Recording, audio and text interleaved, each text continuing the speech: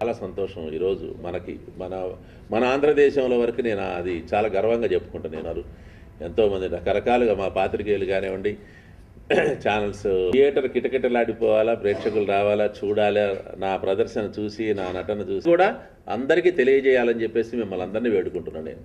నమస్తే.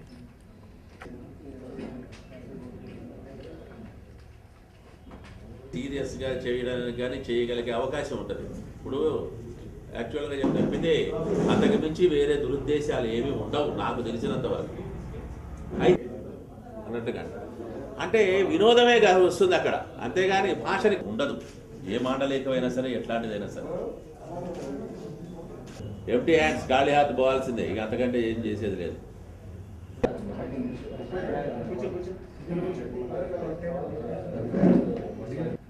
అలెగ్జాండర్ అనే ఒక నాటక ప్రదర్శన ఇస్తున్నాను.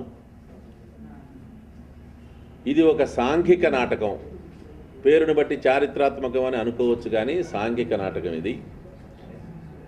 దీనిలోని ప్రత్యేకత ఏమిటంటే ఇది ఒక వన్ మ్యాన్ షో.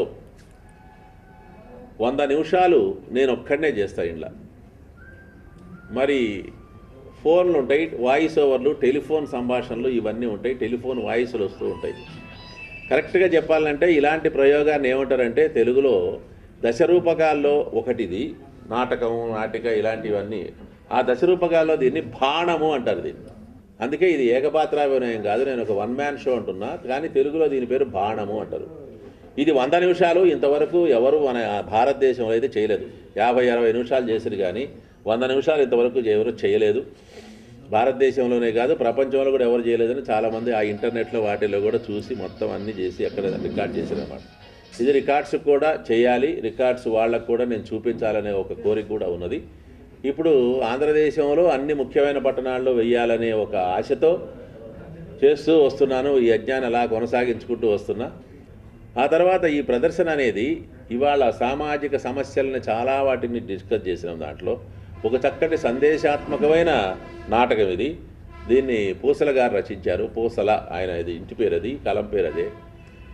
ఆ తర్వాత నా మిత్రులు చాలామంది, నేను ఉండేది స్టేజ్ మీద ఒక్కడనే కనపడ్డా కానీ నా వెనక 10 మంది ఉంటారు. మొత్తం ఆ సెట్ కానివ్వండి, అన్ని రకాలు. ఒక సినిమాలాగే చూపిస్తా, సినిమా చూపిస్తా, దాంట్లో ఛానల్స్ చూపిస్తా, అన్నీ ఉంటాయి, అన్ని రకాలు ఉంటాయి, అన్ని రకాల సంభాషణలు ఉంటాయి, నవరసభరితంగా ఉంటుంది.